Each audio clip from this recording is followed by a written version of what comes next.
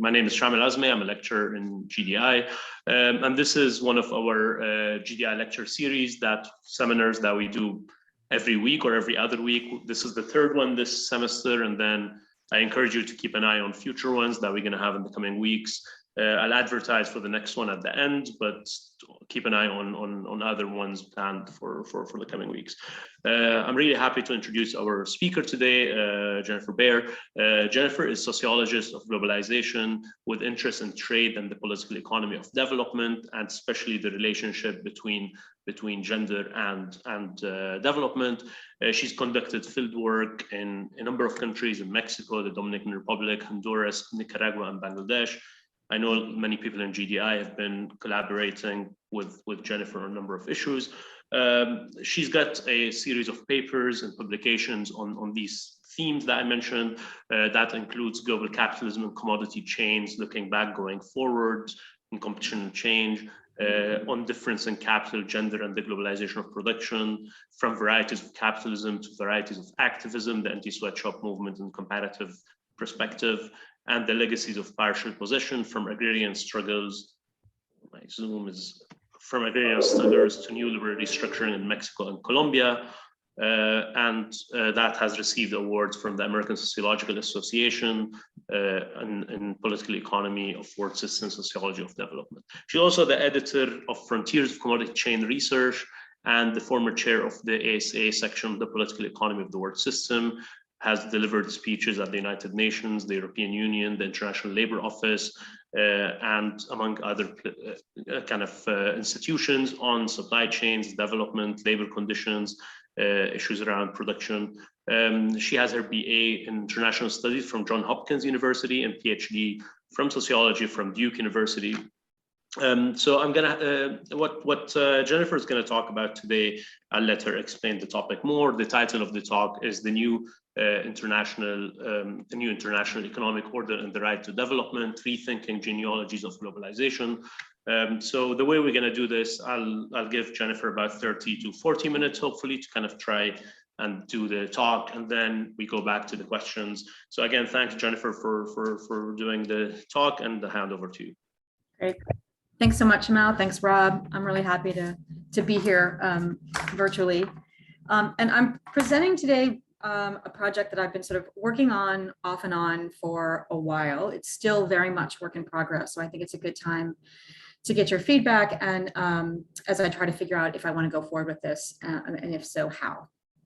So what I'm trying to do in this project is really kind of revisit this period of the new international economic order, which reached its heyday in the 1970s, although I'm going to argue that it sort of grew out of currents that started really with Bandung and the non-aligned movement, and then it kind of limps into the 1980s in a way. So I actually want to suggest that we need to kind of grasp the 1970s not so much as a chronological decade, but as a kind of historical period. And there's been a lot of interest in the 1970s over the last 20 years or so. There's been kind of a burst of scholarship on this decade, and I'd like to start by suggesting that we can think of the 1970s as a kind of historical crucible that is sort of a triangle. And most of the scholarship, I think, on the 1970s has focused on two sides of the triangle, particularly sort of neoliberalism, and folks sort of differ in terms of the particular event during the 1970s that they credit with, kind of consolidating neoliberalism, or sort of the key moment. David Harvey, for example, focuses on the Lewis Powell memo that was written in 1971 for the International Chamber of Commerce, which kind of laid out a vision for the American conservative movement and sort of the reassertion of corporate power. Naomi Klein and many others focus on the overthrow of Allende in Chile, and kind of the influence of the Chicago Boys via Pinochet. And then Duhamel and Levy, for example, discuss Paul Volcker's interest rate hike in 1979 as sort of the key moment. The second sort of side of that historical triangle, which I think is a little bit more contentious in terms of the dating of the 1970s as the key moment, is human rights. There are a number of scholars that have really argued for the centrality of the 1970s as sort of the moment when the contemporary understanding of human rights really sort of takes off as a discourse in international affairs. In part, that's due to Amnesty International winning the Nobel Peace Prize in 1976. Around the same time, Jimmy Carter, right, gives this speech where he claims that henceforth human rights, were going to be sort of at the center of U.S. foreign policy. And the key text sort of making this argument is historian Sam Moyn's book, The Last Utopia: Human Rights in History.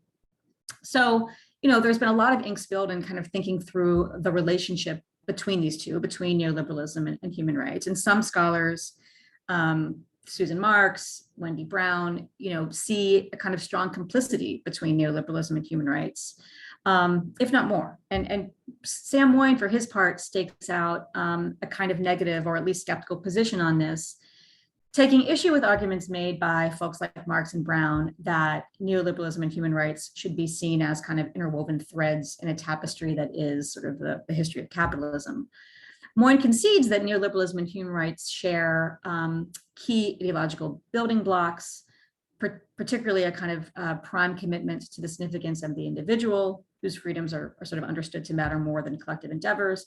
And they also share a sort of antipathy or at least suspicion, towards the state.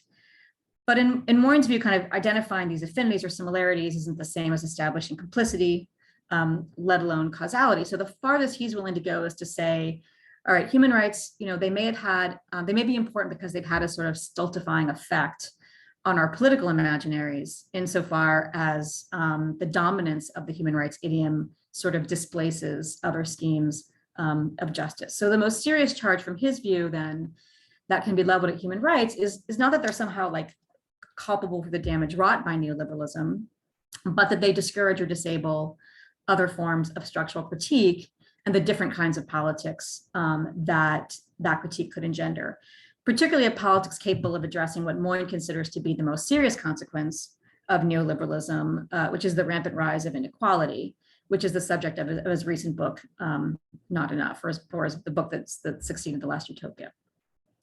Now, in The Last Utopia, Moyn doesn't talk very much about the NIEO, but it figures more prominently in the book on inequality. And there he emphasizes that the NIEO was an effort to put the issue of global inequality, particularly North-South inequality, on the agenda of the international community through really the vehicle of the United Nations. And in so doing, Moyn argues, developing countries were actively promoting a vision of international economic and social rights that is far more ambitious than the individual-centered and comparatively minimalist understanding of human rights, a kind of liberal conception of human rights. That understanding of liberal human rights, Moyn argues, is not enough, hence the title of the book, right, to deal with the problem of global inequality. So, I share with sort of Moyn the general desire to revisit the NIEO as an important kind of critical juncture in this history of human rights, but I also want to suggest that we should think of it as a kind of missing leg, of this historical triangle and making sense of the 1970s and its legacies into the present. And the particular question that I'm trying to sort of think through is in the talk and maybe in the broader project is this one, which is why is it that a kind of specific, more delimited conceptualization of human rights, one that centers on securing the rights of individuals against the state, sort of becomes so popular, right? Becomes almost kind of synonymous with the pursuit of international justice at precisely the historical moment when states in the developing world were using the language of rights to make claims on other states, specifically on developed states. So that's kind of the question. And I'm going to address the question by looking at three moments of what I'm calling rights politics at the United Nations. And just to kind of preview where I'm going, and I should warn you, the slides are not very exciting. The three moments of rights politics are the 1974 Declaration of the New International Economic Order and the companion 1975 Charter on the Economic Rights and Duties of States. So that's the first moment. The second moment is the 1986 Declaration on the Right to Development. And the third, which is much more recent, is the erstwhile 2003 draft norms on the responsibilities of transnational corporations and other business enterprises with regard to human rights.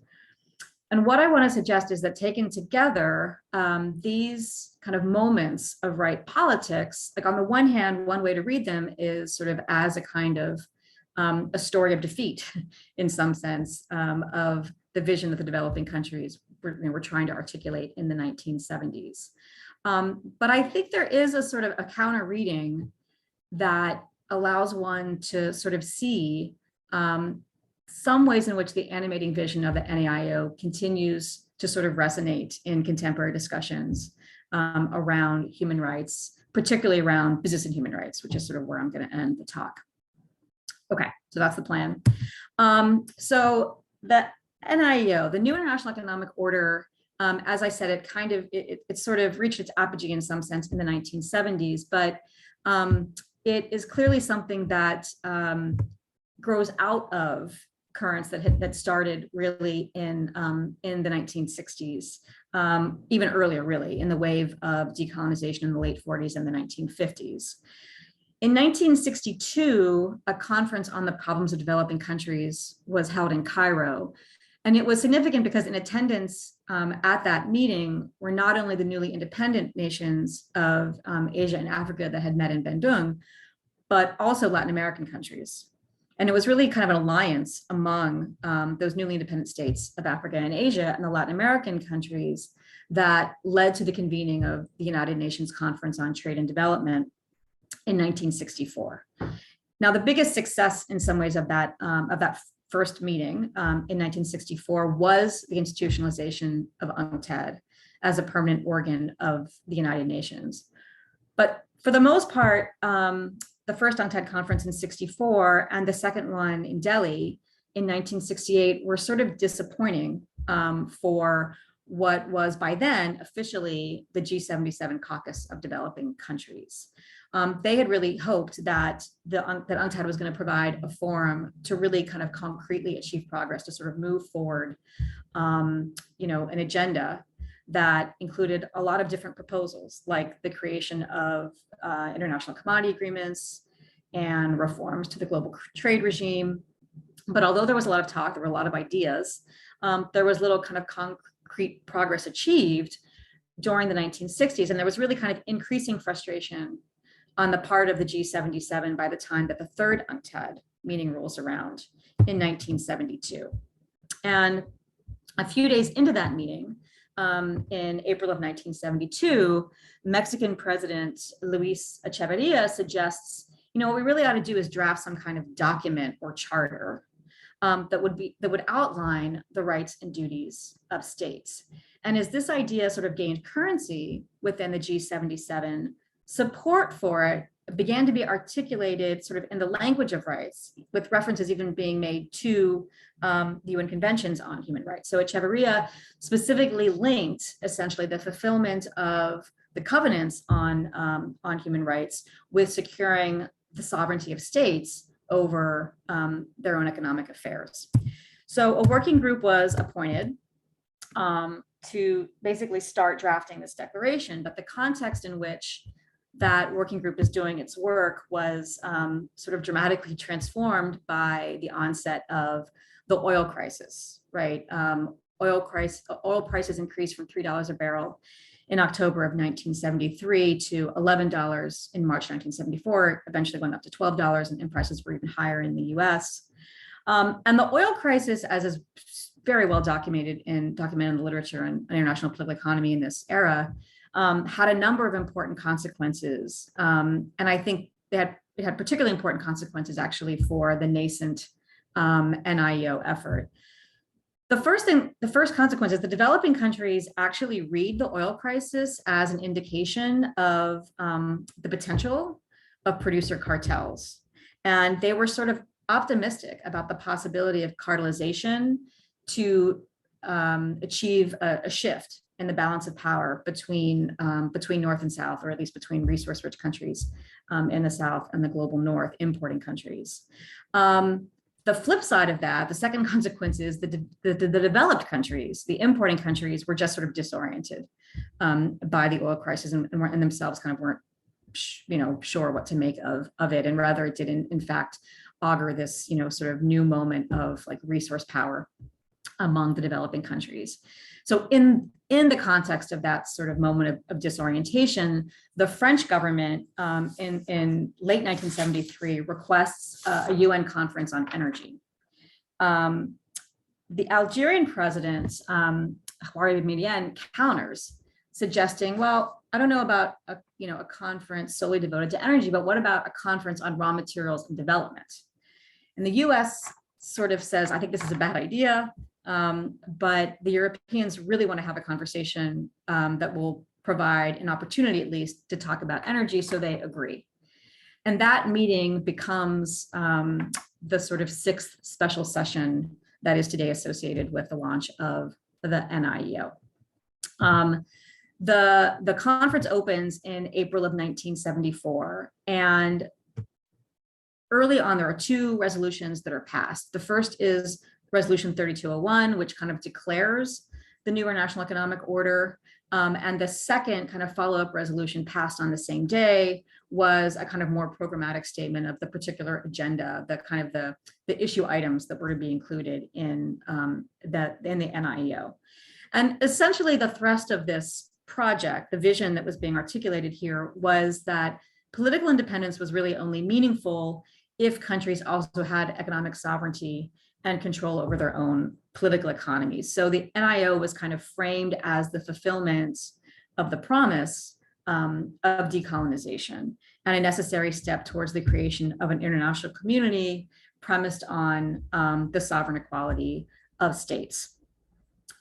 So those first 2 resolutions then are passed during this 6th special session, but that's not true of the 3rd document that is usually considered to kind of constitute the last of the triumvirate of UN declarations that were meant to constitute this new historical period. And that's the Charter of Economic Rights and Duties of States, which wasn't passed until December of 1974, so some 8 months later. And by this point, oil prices had fallen and a kind of sense of normalcy had returned to the international scene. And you can sort of see that by the fact that, in contrast to the earlier resolutions, which were sort of passed by proclamation, the charter actually is put to a vote, and it's not passed unanimously. As you can see here, there are 10 countries that abstain, and there are 6 countries that actually vote against the charter. So basically, the developed countries sort of indicate either a lack of support or actual open opposition to this exercise. What the charter does is kind of lay out a vision of the rights and obligations of states to support development. To give you some sense of the kind of provisions that are included, Article 2 stated that every state has and shall freely exercise permanent sovereignty, including possession, use, and disposal over all of its wealth, natural resources, and economic activities. The charter established the right of states to regulate and exercise authority over foreign investment within its national jurisdiction in accordance with its laws and regulations and in conformity with its national objectives and priorities. The charter affirmed the right of states to regulate and supervise the activities of transnational corporations within their borders, and to take measures to ensure that their activities comply with its laws, rules, and regulations and conform with its economic and social policies. Article 17 articulates the idea that international cooperation for development is the shared goal and common duty of all states, and declares that every state should cooperate with the efforts of developing countries to accelerate their economic and social development by providing favorable external conditions and by extending active assistance to them, consistent, again, with their development needs and objectives, with strict respect for the sovereign equality of states and free of any conditions derogating from their sovereignty. Now, the votes against the charter were not particularly surprising. There had been extensive disagreements within the intergovernmental working group that had been drafting this document, which included both developed and developing countries that were part of the G77. And the disagreements were not just over the content of the document, but also really over like the very status of the instrument itself. The developed countries and the developing countries just had very different views of this, right? The developing countries really saw the charter as establishing binding norms that would henceforth be incorporated into international economic law. Developed countries, on the other hand, at least some of them, insisted that the charter did not only not establish new international economic law or international legal principles, but that with regard to some issues, such as the proposed treatment of nationalization and expropriation, in their view, the charter actually violated customary international law. So the American Bar Association, for example, encouraged the US representative to vote against the charter on those grounds. It was sort of inconsistent with international economic law as practiced. So in thinking, though, about sort of the reception of the charter in the period after its passage, I think it's worth citing from a 1975 article that appeared in the Journal of International Law, authored by a Ghanaian legal scholar named Azzedine Tewul. Tewul argued that while the Charter of Economic Rights and Duties of States constituted, in his view, kind of the moving frontier of international economic law, the frame of reference for an understanding of the legal rules it embodies, he said, is not actually law, it's the international political process. It follows, he said, that the phenomena of international economic law, insofar as these are determined by the international political process, have no a priori content, but derive from the general process by which international community values are commonly shaped and shared. So in his view, what needed to be centered in these conversations and debates were not the strictly juridical questions of the charter's legal standing, but rather the political outcomes that arose from the effort to realize and implement it. What he saw essentially was that this was an effort by the G77 precisely to kind of shape those political norms that he saw as driving the development of international economic law. And he was actually pretty optimistic at the time that the charter was going to eventually prove consequential, predicting that it would usher in, quote, the dawn of a new era in which the traditional bases of international economic relations will be increasingly challenged. And, you know, he wasn't the only observer that at that time was uncertain about what the future held with regard to the international economic system and the degree to which it was going to somehow reflect the efforts of the G77 and the NIEO. I mean, this assessment, of course, turned out to be, you know, optimistic, but it's worth underscoring that the sidelining of the charter wasn't a foregone conclusion in the 1970s. And it was taken quite seriously by several of the developed countries, and particularly by the US, which saw it as sort of a real threat. So US Secretary of State Henry Kissinger actually devoted substantial effort to kind of developing a strategy for dealing with the G77 and the NIEO in particular. And his overall approach was one of, I think you could say, limited engagement. He tried to sort of communicate a willingness to make certain concessions in particular areas, particularly where he thought there might be sort of win-wins, like maybe food aid, while at the same time, you know, really trying to resist other elements and hoping that limited engagement would diffuse essentially the more radical planks of the NIEO agenda. Kissinger's approach was far more pragmatic and less ideological than the positions that were being advocated by others in the US administration at the time, particularly Alan Greenspan, who was the chair of Ford's Council of Economic Advisors, and also William Simon, who was Ford's Treasury Secretary. They really saw Kissinger's efforts to countenance any of this discussion, to really engage any elements of the NIEO agenda, as really misguided and risked compromising, in their words, the basic commitment of the United States to the free enterprise system. All right, so that's just kind of give you a sense of what the landscape of the debate was at the time. And I think what we see then sort of in these debates around the NIEO, marking that first episode of rights politics, is not only a sort of contestation for power within the United Nations system by the expanded ranks of developing countries, kind of formally organized into the G77 Caucus. You also see a concerted effort by that caucus, by the G77, to sort of redefine the meaning of development, kind of the development imaginary, in a way that would mobilize the international community of states to redress historical grievances and, you know, to really mobilize resources to address persistent inequalities between North and South. Claims about rights were prominent in the G77's rhetoric, really kind of from the moment of its creation, and they were woven throughout, the three resolutions that were passed in support of and meant to kind of realize the achievement of this new international economic order. But the point that I want to make here is that references to development as a human right, while not unknown during this period, while not unknown during the NIEO era, they weren't particularly prominent either. And the invocation of human rights as a kind of form of development politics emerges only clearly kind of in the second moment of rights politics, which is the drafting of the Declaration of the Right to Development. Interestingly, one prominent source of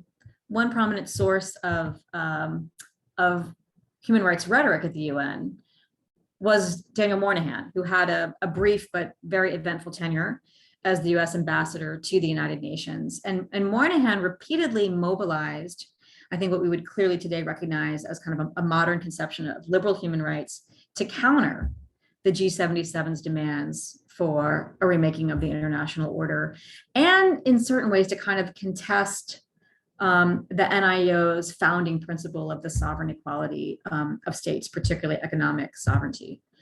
But the global South also saw the increasing currency of human rights rhetoric. And around the same time that President Carter gives this famous speech at Notre Dame, where he declares the US commitment to human rights as a sort of bedrock principle orienting foreign policy, a Senegalese jurist named Keba Mbaye secures the passage of a resolution at the UN. And that resolution basically authorizes a UN working group to conduct a study of the right to development as a human right. So that study was completed, and it was submitted to the Human Rights Commission for consideration in March of 1979. And 2 years later, that commission established a 50-member working group to study the matter. And they end up eventually drafting the resolution that becomes the Declaration on the Right to Development. And what I want to emphasize here is that the right to development, the language of the resolution, really strains to kind of clarify a link between the rights and duties of states to formulate national development policy and the well-being of populations and individuals. So it sort of implies that states have to be able to formulate national development policies in order to secure the rights of communities and of individuals, that they're human rights. Again, there's a vote. The majority of member states vote in favor. A lot of countries abstain, or several countries abstain, but the US does cast a negative vote. And part of the reason I think that the US casts a negative vote is that they sort of see what's going on. They sort of understand the right to development, this declaration, as an attempt essentially to resuscitate what is by this point a pretty moribund NIEO effort, right? The language around states and the effort to kind of link economic sovereignty of states to the realization of human rights, understood as a right to development, is something that worries the US, and the US representative specifically warns at the time that it's being negotiated, debated, that the declaration should not be seen as a means of resuscitating the NIEO. So what we see then, I think, in this second moment of rights politics is the G77 turning more explicitly towards human rights as a promising discursive terrain to pursue some of the same objectives that the developing countries had been advancing a decade earlier under the sign of the NIEO. And in so doing, the G77 was able to exploit a tension, an ongoing tension within the UN regarding the relationship between two sets of human rights, which are enshrined in two different instruments: the International Covenant on Civil and Political Rights, the ICCPR, and the International Covenant on Economic, Social, and Cultural Rights, the ICECSR. Now, to a greater or lesser degree, countries in the global north, clearly embraced the kinds of human rights that were consistent with the protections outlined in the former, the Covenant on Civil and Political Rights. But they were wary of committing to collective rights, such as a right to development, which might imply substantive obligations or commitments to peoples as opposed to individuals. The fundamentally ambiguous nature, though, of human rights and the possibility that they could be defined to encompass such commitments was precisely what made the rhetoric of human rights kind of appealing to those countries within the G77 that were looking for, kind of a new way, a new discourse to pursue their ongoing agenda of global reform. Now, of course, by 1986, they were trying to pursue that agenda in a radically different international context. The G77 was clearly much weaker by this point, in part because developed countries, particularly the US, really sought to undermine Southern solidarity and the power of bloc voting at the UN by relying more on bilateral negotiations with particular developing countries. But of course, there was also just a shift away generally from the United Nations as an important site of global governance. The debt crisis of the 1980s was really, among many other things, a vehicle for kind of the assertion of the power of the international financial institutions, which really are given a kind of expanded remit in the post Third World debt period. But there were also, lots of things happening within the G77 itself. It had always been a kind of, complex and fractious coalition. But by this point, there were also just diverging trajectories in terms of development outcomes for these countries. In particular, countries in East Asia began thinking that they were sort of better off, in some sense, sticking with the existing system than trying to be part of the group that was struggling for reforms. And also, and I think this is sort of where, in some sense, this kind of connects to the work that I've been doing for a long time on global value chains.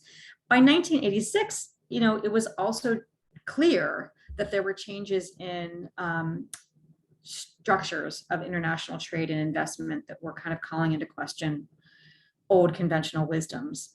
By the mid-80s, concerns about foreign direct investment as a motor of industrialization, or the role of multinationals in ensuring technology transfer, those concerns were still there, but they were having to grapple with the emergence of new forms of international economic coordination via, what we now call global value chains. What's interesting, though, is that the rise of global value chains and the power of lead firms within them really, in some ways, re-raised a very old question at the United Nations, which is the regulation of multinational corporations.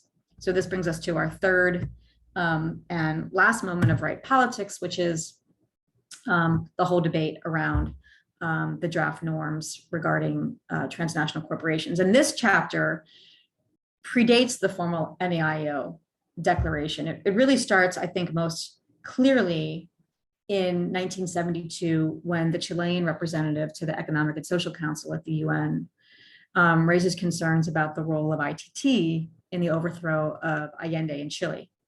That leads to the appointment of a group of eminent persons who were asked to kind of study the matter. They issue a report, and one of the recommendations of that report, which does happen, is the creation of an intergovernmental commission on transnational corporations. This body exists from 1975 the whole way up, I think somewhat remarkably, to 1992. And during that period, this commission is essentially debating a code of conduct, the so-called Code of Conduct on Transnational Corporations. And the history of that code is fascinating. It actually evolves from early on a code of conduct regulating multinational corporations to a sort of two-part code regulating both the responsibilities of multinational corporations towards host countries, but also the responsibilities of states towards multinational corporations. And eventually, by the late 80s, this project is clearly really, really embattled. And finally, kind of quietly, the UN sort of abandons the code drafting effort in 1992. But just a little later in that same decade, the UN Human Rights Commission created a working group on the methods and activities of transnational corporations. The working group eventually produced a document called The Norms on the Responsibilities of Transnational Corporations and Other Business Enterprises with Regard to Human Rights. That document was approved by the Subcommission on the Promotion and Protection of Human Rights in 2003, and it was transferred to the full Human Rights Commission for consideration in 2003. When it goes to the full commission, the commission requests that the Office of the High Commissioner of Human Rights consults with stakeholders, including business. And the International Chamber of Commerce and the International Organization of Employers are happy to provide reactions. They have a very, very, very strong kind of rebuke of this whole exercise and claim that if passed, the draft norms will undermine human rights, the business sector of society, and the right to development. So it's really interesting the way in which kind of international business community sort of uses the language, both of human rights and the right to development, in explaining their opposition to the draft norms. This pretty much doesn't really go anywhere. And the UN Secretary General decides to appoint Harvard professor John Gerald Ruggie as a special representative to him to kind of study this matter. And Ruggie eventually comes out against the draft norms and proposes an alternative framework called the Protect, Respect, and Remedy framework, which, as I'm sure is probably well known to all of you, is based on the duty of states to protect human rights from third-party violators, including multinational corporations. That's the protect part. The respect, right, the responsibility of corporations, but not the duty of corporations to respect, that is, to not violate or participate in the violation of human rights. And then the third piece, right, is the state's obligation to provide remedy, or at least provide access to remedy when business-related violations occur. So Ruggie proposes this framework. His mandate is extended by the Human Rights Commission that sort of asks him to kind of fill it out. He goes on to elaborate a framework then with the Protect, Respect, and Remedy formulation at the center. And that framework is called the Guiding Principles, which were endorsed by the Human Rights Council in July of 2011. Now, in terms of sort of the explanation that Ruggie gives when he comes out against the draft norms, one of the arguments he's making is that these just, they have a very dubious legal foundation. It isn't really clear how they would be enforced or what their status would be. He says, look, human rights are designed to protect individuals from state power. And, we only really understand human rights obligations to impose duties on states. So it doesn't really work to kind of extend this to corporations. But one of the points I want to make here is that the draft norms included a section that had language about not just the duties of corporations, but also the rights of states. And I suspect that, it was this language that the ICC and the International Organization of Employers were sort of most worried about. Among the draft norms sections in particular is one titled National Sovereignty and Human Rights, which includes a clause addressing the responsibility of corporations to respect civil, cultural, economic, political, and social rights, and to contribute to the realization, in particular, the right to development, which was included in the draft norms. Moreover, this section contains a clause enumerating the responsibilities of corporations specifically towards the state, so not just towards sort of the human rights of individuals, but towards the state. So in that sense, in some ways, it sort of echoes the two-part code.